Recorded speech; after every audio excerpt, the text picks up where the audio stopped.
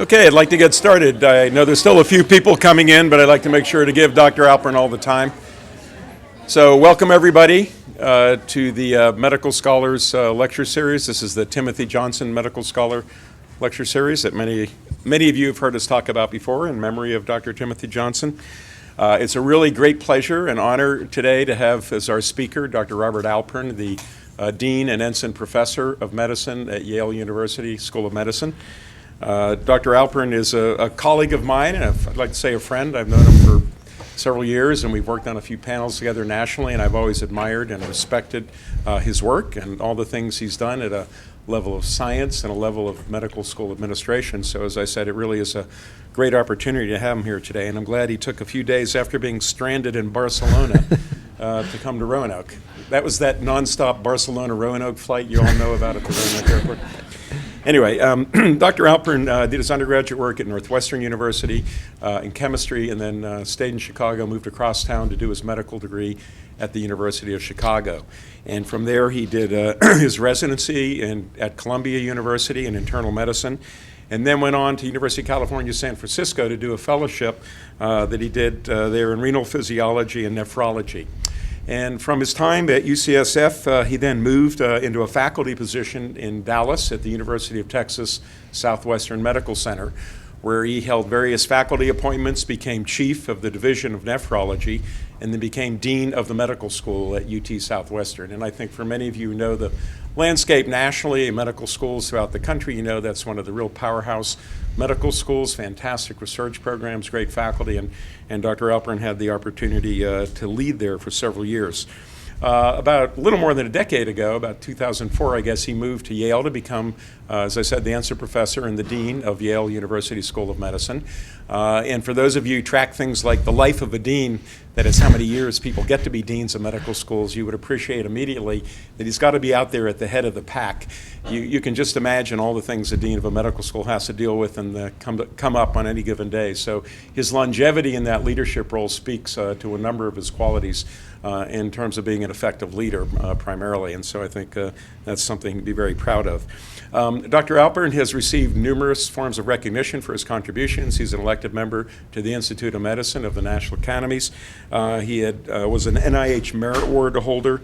He served on the National Institutes of Health NIDDK Advisory Council for several years. He's a fellow of the American College of Physicians and a distinguished alumnus of the Pritzker School at the University of Chicago, and he's won the UCSF Alumni Excellence Award. He serves on a number of editorial boards. I won't go through and list those, but a lot of journals that are outstanding in physiology and renal physiology and nephrology. In addition, he's been a co-editor on the Selden and Giebisch book on the kidney physiology and pathophysiology, kind of the Bible for those of you who are interested in that. I urge you to take a look at it. And I think you co-edited a couple volumes, if I'm not correct on that, right? And then his own work and his own research. Of course, he's been being a dean and running a division and very busy clinically in leadership roles. But he's been a real contributor to research and understanding basic physiology of the kidney, all the way from the nuances of acid-base balance and how acidification triggers a series of processes and downstream signaling pathways, and how important that is in normal and compensatory physiological mechanisms, and how that extends into a variety of disease processes, all the way to diabetes and its effect on renal failure and the mechanisms involved, for example. And so one of the things that I found most exciting and interesting about Bob Alpern is he is an MD, he's a dean of a medical school with everything that comes with that, but you put him right in the middle of a bunch of scientists, basic scientists, clinical scientists, whatever, and he's in there at any level. And I had the pleasure of working with him about 5 or 6 years ago on a panel of the Howard Hughes AAMC Scientific Foundations of Future Physicians panel, SFFP. And we spent, 3 years meeting every few months up in Washington and sitting there and trying to craft a plan for the future of the country, a roadmap on science and the importance of it to medicine. And there were a lot of interesting people in the room from universities all over the United States, and I think Bob and I were in the same subgroup for several of the meetings, and it was incredibly refreshing to see how he valued the science and the fundamental physiology and understanding of mechanisms to make great doctors. And I think the sort of thing that he does is a great example and a great roadmap for what this School of Medicine is. So without further ado, Bob, welcome.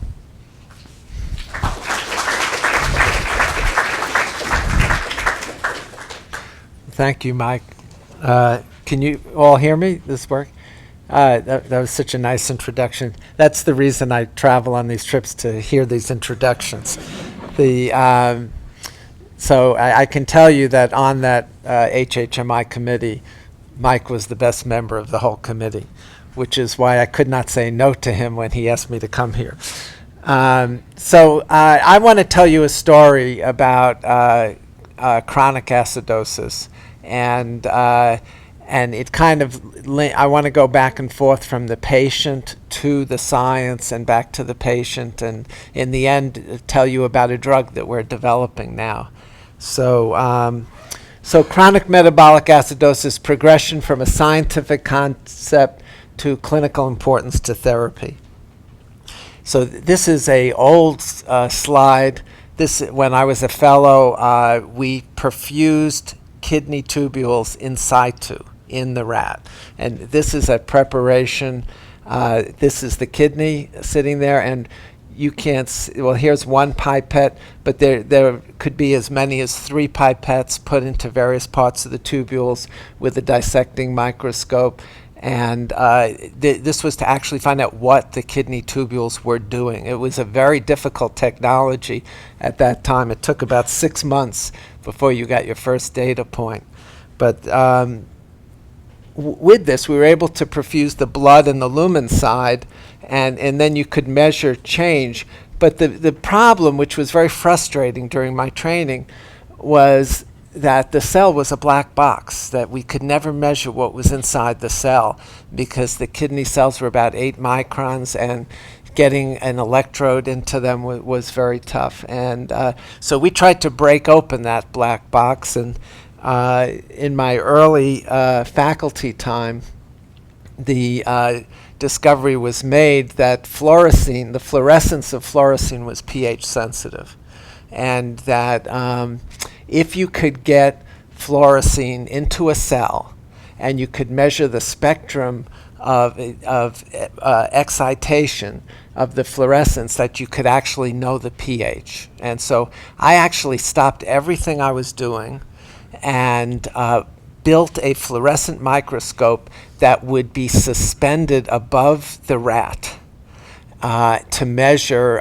what was then 6-carboxyfluorescein fluorescence. Spent about 4 months doing it.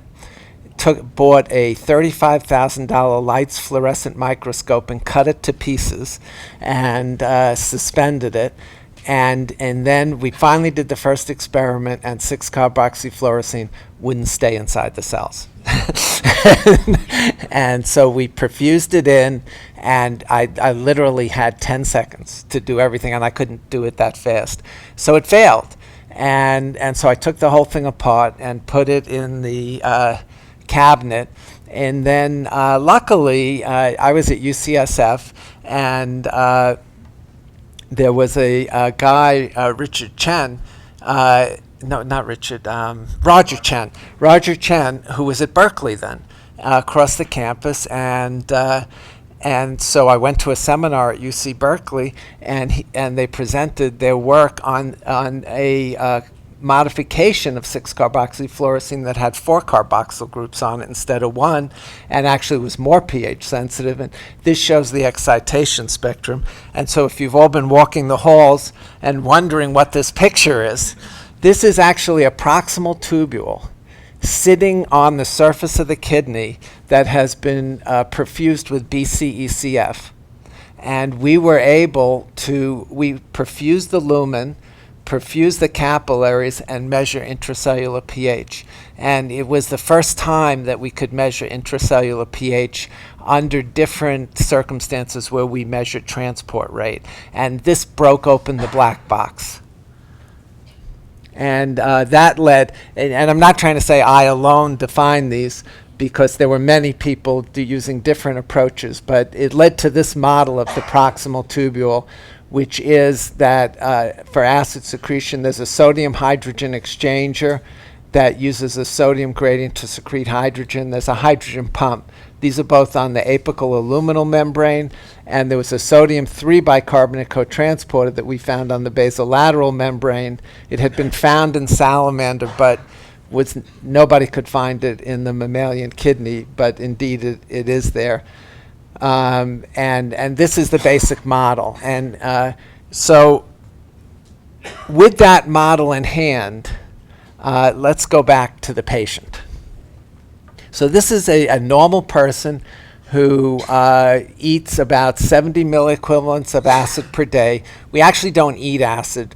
We eat a diet that's metabolized to acid, but the average diet, unless you're a vegetarian, generates about 70 milliequivalents of acid per day, and the kidneys will excrete about 40 milliequivalents of ammonium, 30 milliequivalents per day of titratable acidity, and so the 70 goes out in the urine, and because this 70 equals that 70, the patient has normal acid-base balance and a serum bicarbonate 24, which is normal. So that's normal acid-base balance. So what happens if you take that patient and double their acid intake and just do it every day? So here I increased it to 150. Well, what happens is a lot of things happen, and I'm going to show you the cellular adaptations. So the ammonium goes up, titratable acidity goes up, there's some release of alkali from bone, but the net result is this 150 comes in, 150 goes out. And actually, if you really in a clinical research center and you really measure bicarbonate very accurately, you can show that it's down slightly. So whereas 24 is normal, it might be 23.5, but this is well within clinical limits of normal. You would never call this abnormal clinically. So really, patients are able to maintain a normal acid-base balance. But the problem is that there's these adaptations, which we'll talk about later, and they have trade-offs clinically, which are not good for the patient. So how does the kidney respond to acid? So I told some of the students I had lunch with, I was a very weird undergraduate student whose favorite course was physical chemistry. And so I actually came into the kidney because I was interested in physical chemistry and wanted to model all this work with thermodynamics and kinetics. And so the theory was at the time that when you increased your acid diet, you'd get a large increase in net acid excretion, but which I showed you occurs with clinically insignificant decreases in blood pH. The initial hypothesis was that the decrease in blood pH created a driving force across the basolateral membrane, and that caused more base to exit the cell, so cell pH got low, and then created a driving force across the apical membrane, so you'd secrete more hydrogen. And so we actually studied the kinetics of every one of these transporters, and as you might expect, the kinetic modeling showed that the changes in driving force were not sufficient to explain the large increases in bicarbonate transport. There was no way that a drop in the bicarb of 0.5 milliequivalents could double the rate of hydrogen secretion just based on driving forces. And in retrospect, I don't know why I ever thought that could be true. So this just shows you some of what we're going to talk about. This is staining the kidney, a rat kidney. I think these animals were on an acid diet for actually 14 days, and this is an antibody against the NAH antiporter, NHE3. And what you see, it's not just driving forces, there's actually more NHE3. This is the luminal membrane that's lighting up of the proximal tubule, and you can see there's more protein. So similar to many other things, there's regulation of the abundance of the protein. And before I go on with this, I just want to tell you there's similar stories here for citrate. So citrate it turns out to be a very important ion for acid base. Turns out to be very important for kidney stones. It's the major reason why your urine is not full of kidney stones, because citrate binds all the calcium in your urine. But citrate is equivalent to 3 bicarbonates when it's metabolized. So if it goes out in the urine, it's the same thing as 3 bicarbonates going out in the urine. And this is how the proximal tubule handles citrate.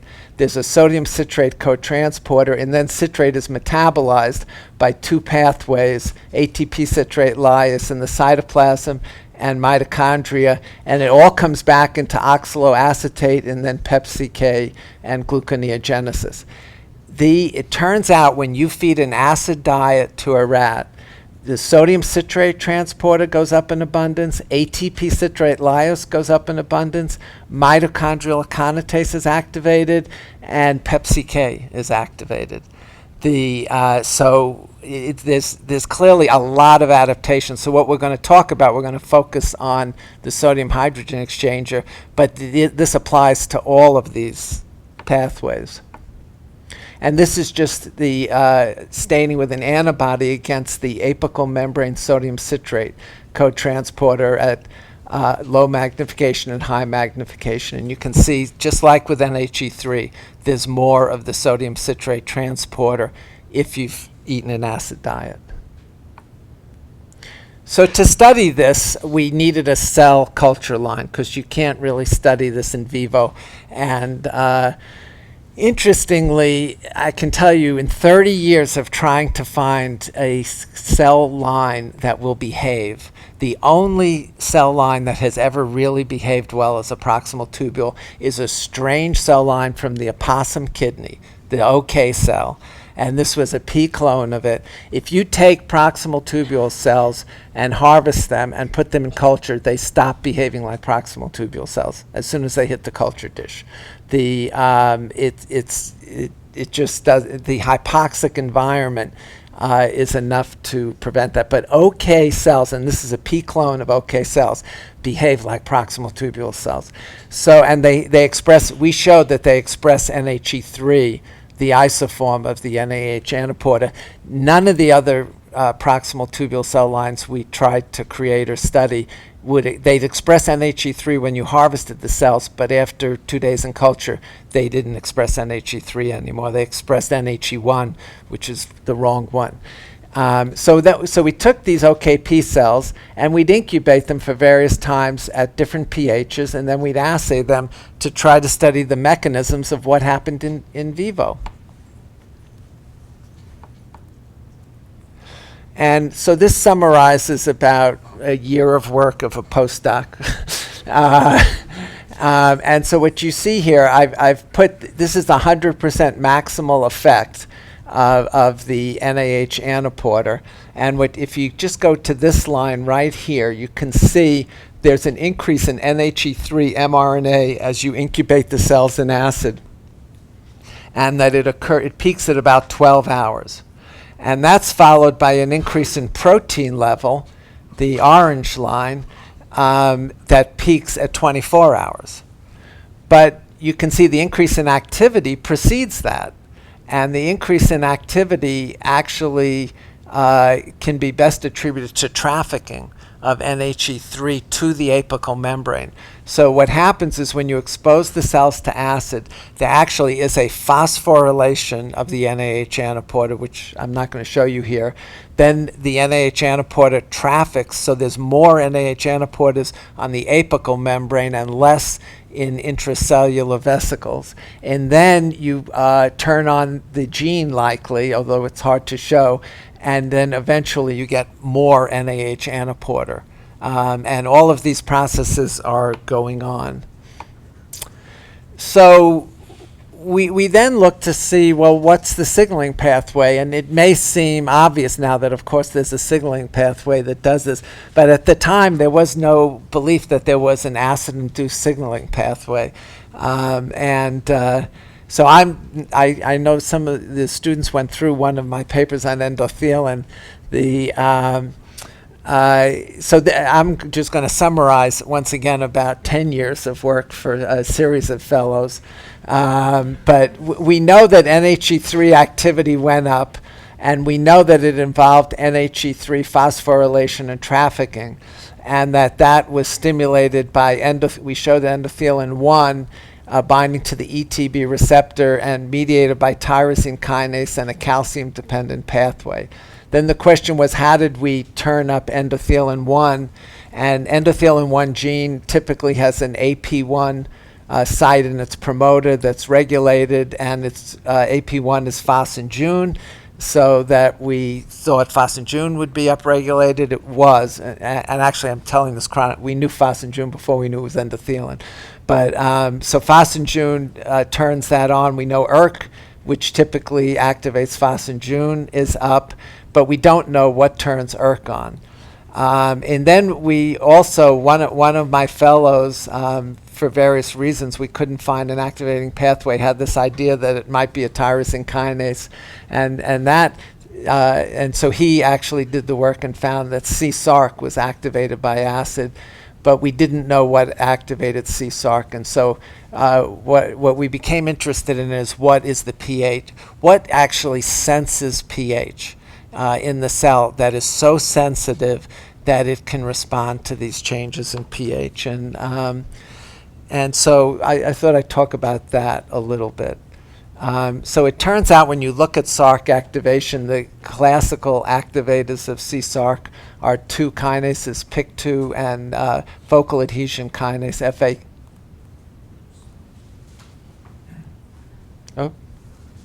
Oh, how do I get rid of? That's your computer, right? Oh, that's my computer. Yeah, okay. Yeah, my computer did that. Try slideshow right now. I think it'll come back. Yeah. Okay. Yes. That was my viral scan. Okay. So basically, we thought these were the two likely candidates. And I'll just tell you, one of the things that's appealing about PIK2 is that it's calcium activated. And hydrogen and calcium typically bind to similar things. So this is PIK2. We measured PIK2 activity, and PIK2 autophosphorylates itself. And I think I'm about to lose this. And so we we treated cells with acid for this time period, immunoprecipitated PIK2, and measured its autophosphorylation here. And indeed, it's very rapidly activated by exposure to acid medium. So that doesn't mean it's a pH sensor. So the key to showing it was a pH sensor was to show that you could activate PIK2 with acid in a cell-free system. And so what we did is we purified PIK2, and I think you can see this here, and then measured the ability of PIK2 to autophosphorylate itself as a function of pH. And indeed, if you have a better view of it than I do, you can see the Western blot shows there's the same amount of PIK2, but there's more autophosphorylation, and this just shows a summary of a number of experiments. Another way that you assay PIK2 is by its ability to phosphorylate a synthetic substrate of polyglutamine tyrosine, and with a 4:1 ratio. And I think you can see here again with the same, oh, wait.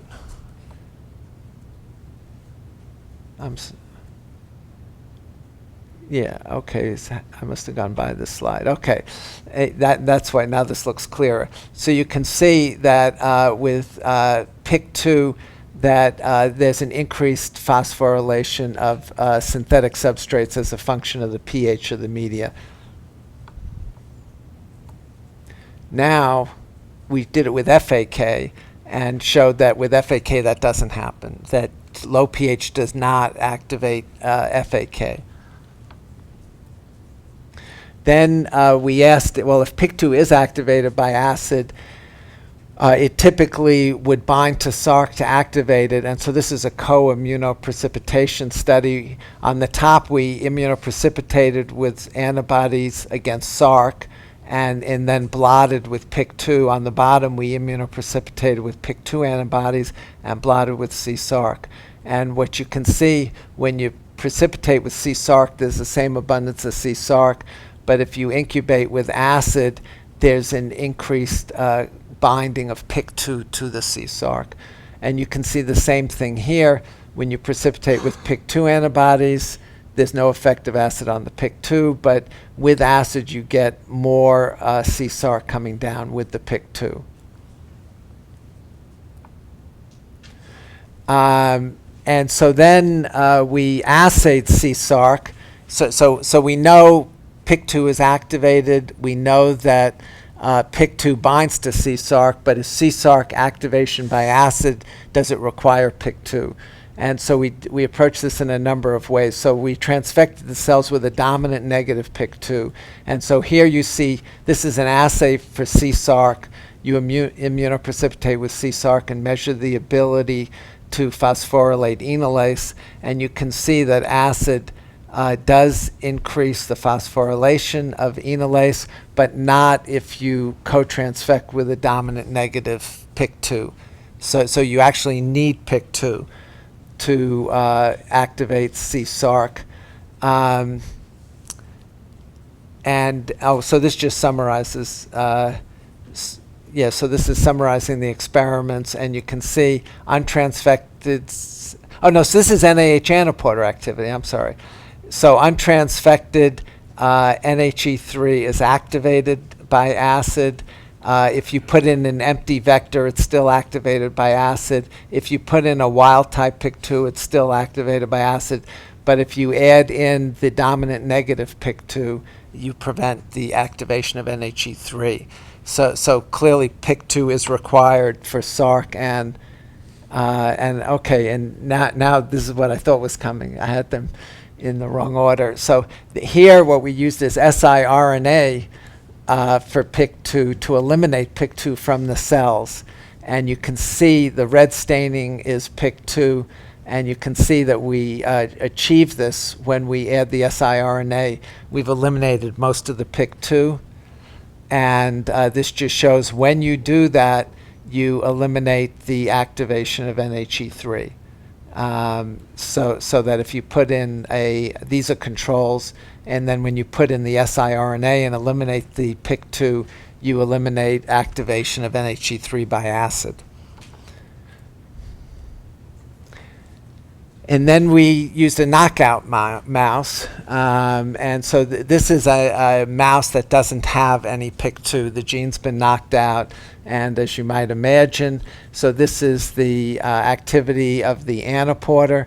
And measured in vivo, we isolate the vesicles and measure NAH antiporter activity. And if you feed them acid in a wild type animal mouse, you see the activation of the antiporter. And if you do it in a PIK2 knockout mouse, you don't see the activation of the antiporter. And so this is another one of those slides that would drive the fellows in my lab crazy, because this is probably about 4 years of work. So if you go, these are all many different things that are regulated by acid. So NHE3, the sodium citrate transporter, to increase ammonia production, glutaminase and glutamate dehydrogenase are activated by acid. And this is mitochondrial aconitase, and this is ATP citrate lyase. And so the left bar in every case is what happens with acid, and the right bar is what happens with the inhibitor. And this is all in vivo. And so we have different ways to inhibit in vivo. And if it's significant change, it's in blue, the second bar, and if it's not significant, it's in red. And so the PIK2 data, what I've shown you, is all of these pathways that the PIK2 knockout doesn't respond to acid, with the exception of ATP citrate lyase that doesn't inhibit it. The ETB receptor, which was in that journal club that you did, we have the ETB receptor knockout mice, and that also, endothelin is clearly in the same signaling pathway, and it's all significantly inhibited. Some of these look small, but the level of activation is small, but we think it's still physiologically significant. And that's all regulated. Again, not the ATP citrate lyase. There's another set of studies we did that I'm not going to talk about, where we showed that calcineurin is important in acid regulation. And so we treated animals with the inhibitor FK506, and indeed, and you saw at the bottom that calcium is important in the endothelin effect, and it's the same exact pathway. So that all of these are inhibited by FK506. And I'm not going to present this, but I can tell you we did a microarray study, and the gene that is most regulated by acid is nocturnin, which is a diurnal gene that you probably have heard as a neuroscientist. Yeah, I had never heard of nocturnin. It's got huge regulation by acid. It's only regulated in the kidney, and it's mostly in the proximal tubule. It was clearly going to be important, and it wasn't. And so when we got the knockout mice for nocturnin, it turns out that it had no phenotype, except, interestingly, it's the only knockout that has trouble with ATP citrate lyase. So anyway, I think what you at least see is that for these, for most of these, it's the same pathway that involves PIK2 endothelin and then a calcium signaling pathway through calcineurin. And so this is really a summary of where we are, and I'm not going to go through all of the inhibitor studies, but we basically showed that decreases in cell pH activate PIK2, which activates CSARC. We think this comes into endothelin. It was hard to prove. Interestingly, we were sure that PIK2 would be upstream of ERK and phosphagen, but it wasn't. But still, it is upstream of this pathway, and you don't get NHE3 activation.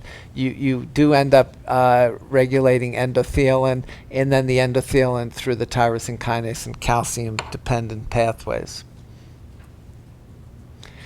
So let me go back to the patient. So what I've shown you is that acid does lead to a signal. It activates a signaling pathway, which is very sensitive and can lead to changes in the proteins that transport acid, the proteins that transport citrate, the metabolism proteins that synthesize ammonia, and the metabolic proteins that metabolize citrate.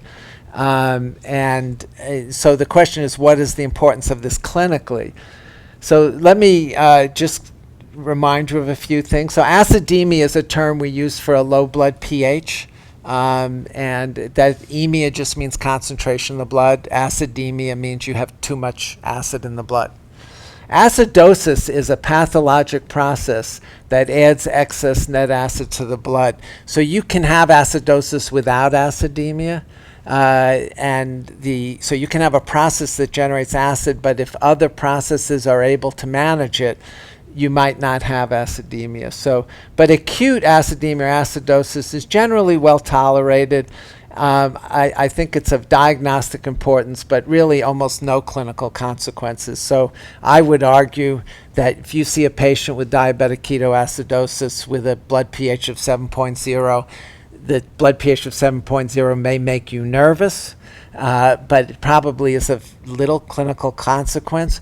The diabetic ketosis is of significant clinical consequence, but the actual acute drop in pH is rarely that clinically significant.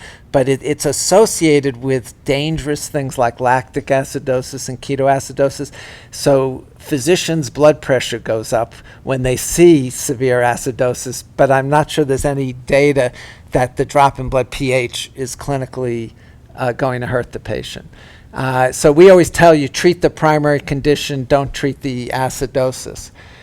Chronic acidemia acidosis is a totally different story.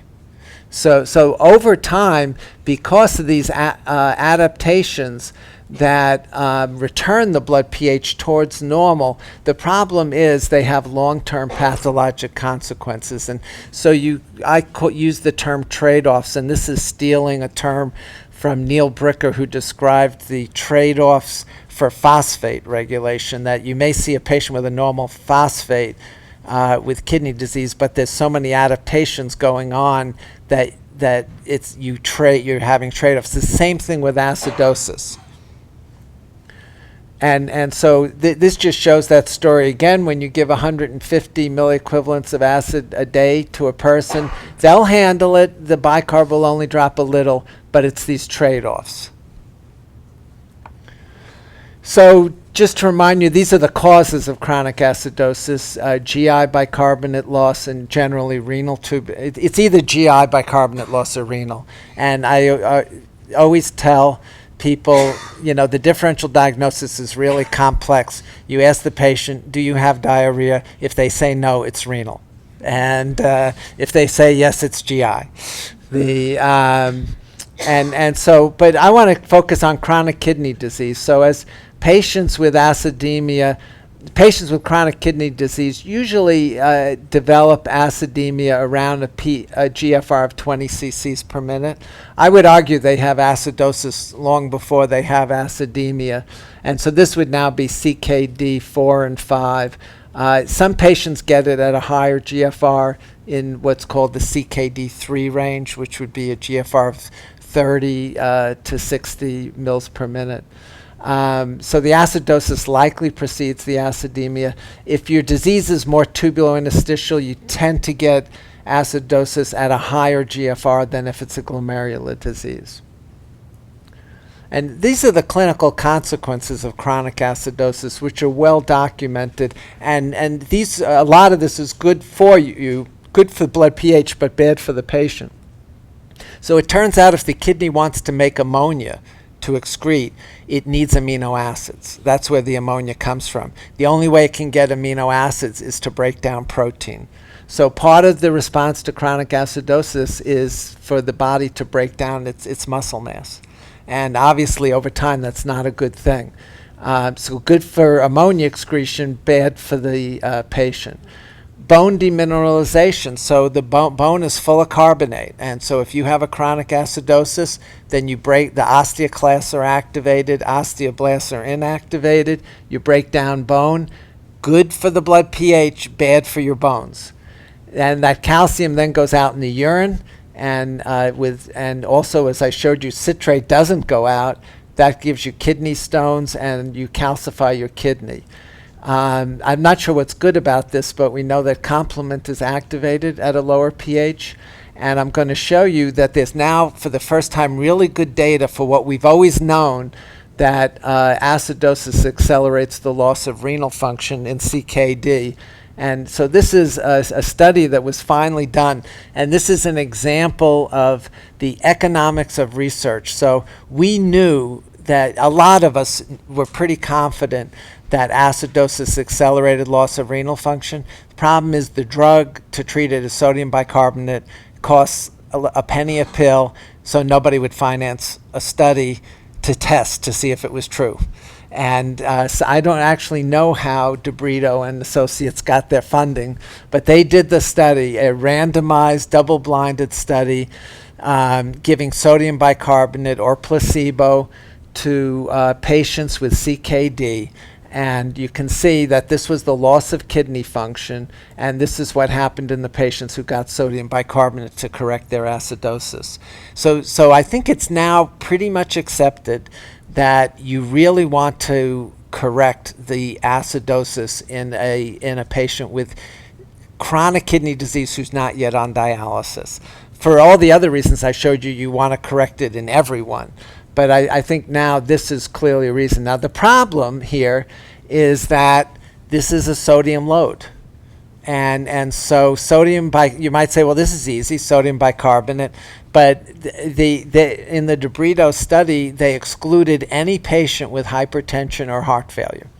And because they were afraid to give a sodium load to them. Now you could say, well, you don't have to give a sodium load. Well, really the only alternative is to give it as K bicarbonate, which is equally, maybe more scary in a kidney failure patient. So you're kind of stuck that we now know that we want to treat these patients with alkali, but we can't give them sodium bicarbonate or K bicarbonate. And I have to tell you, the nephrologist's instincts are that we're more afraid of hypertension and heart failure than chronic acidosis. So most of these patients go untreated. And so that led to, I guess I've just told you this. So, basically it doesn't matter whether you remove hydrogen or add bicarbonate, it's the same thing. Sodium bicarbonate or K bicarbonate, same. Sodium citrate or K citrate would do this, but they won't tolerate the load. And so we frequently leave them with metabolic acidosis. And so we got together with some polymer chemists and came up with an idea to develop a chloride bicarbonate exchanger, in which you could basically give bicarbonate to these patients, but instead of giving it with sodium, exchange it for chloride. In essence, we made a stomach. So this is equivalent to chronic low-grade vomiting. So it's basically putting in a resin. I basically told these polymer chemists what I needed for the polymer to do, and they developed a polymer. And so they have a technology that uses high throughput screening of polymers, which was first developed for tires and then later adapted to medicine. And the idea is it had to bind hydrochloric acid in the stomach, but that it couldn't release the hydrochloric acid in the intestine. It couldn't exchange the chloride for other ions. So HCl loss is equivalent to chloride bicarbonate exchange, no sodium or potassium. But this is the key. The chloride has to go out with the hydrogen. If the chloride was, colon is rich in bicarbonate. If bicarbonate got into the polymer in exchange for chloride, there would be no net effect. And it turns out it's the same thing with any organic anion. We spoke about citrate, could be metabolized, acetate, and you'll remember that bacteria are producing a ton of these organic anions in the colon. And for this resin to work, none of them can get in there instead of chloride. It's got to go out with chloride. And so that was the key. And so they were able to do that. It turns out you can just do it by making a tight-knit mesh, because the chloride's the smallest of all the anions. So if you just really tighten the mesh, then only chloride can get in there. And the reason I was in Barcelona last week is we're starting clinical trials on this in patients with chronic kidney disease. And so we're actually quite excited about this. This will allow us to test a lot of the hypotheses that we have always known would be true, but now hopefully we'll be able to prove it. So these are all of the people who I've collaborated with over the years that worked on various aspects of the studies that I told you about. But I now want to just take a few minutes, since this is for students, and start with mentoring. So this is a group of, so this was taken when I was president of the American Society of Nephrology, and these are the key people in my career. So when I was a resident at Columbia, Kais Alicati was the chief of nephrology at Columbia, and he had a profound impact on everything I did in research. And even though most of my interactions were with him clinically, he was a very active researcher, and actually one of the things he did was arrange for me to go train with Floyd Rector at UCSF. And Donald Selden was the chair of medicine in Dallas, who had trained Floyd Rector. Floyd went to UCSF after Floyd hired me onto the faculty at UCSF, and then Selden recruited me to Dallas. And this is my key collaborator, who turned out, I taught her how to perfuse tubules, and she turned out to be better than I was, and so I married her.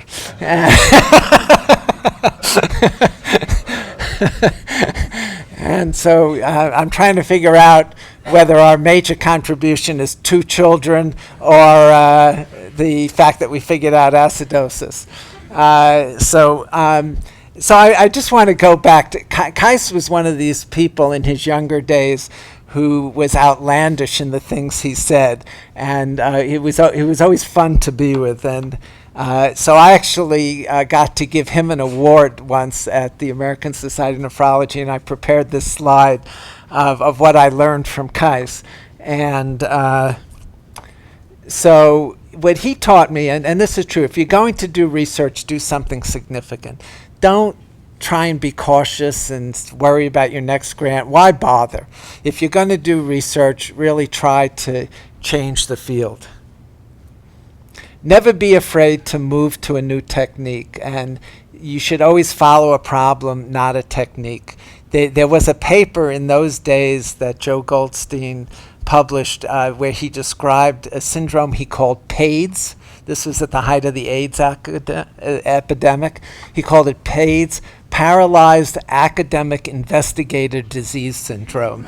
And he said he described this phenotype of physician scientists who were so afraid to switch techniques that they were paralyzed, and they would just stay with one technique and ride it to the end, and then their career was over. And so to me, one of the most exciting things about research has been following other fields, learning new technologies, and bringing them into my field. This was another chiasm. When writing a paper, you should always have a long results section and a short discussion.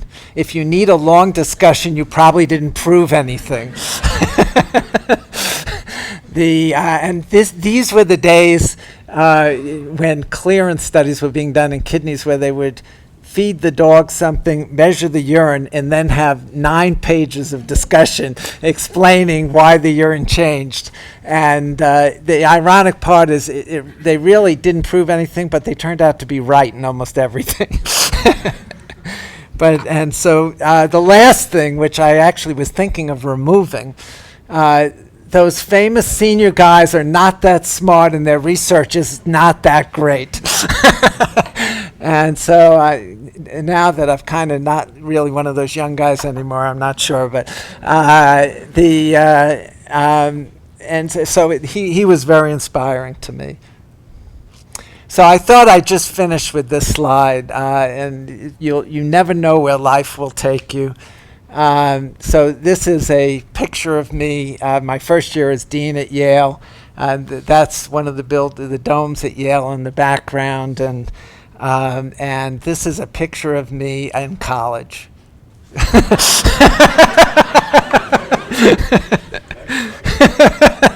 That's a Harley Davidson. So I don't think any of us ever know where we're going to go. And I can tell you, when I was named the dean at Yale and the president came and they had this ceremony, and out of the audience comes one of the students I went to medical school with, and he came up and he said, "How did they ever make you a dean?" Anyway, thank you.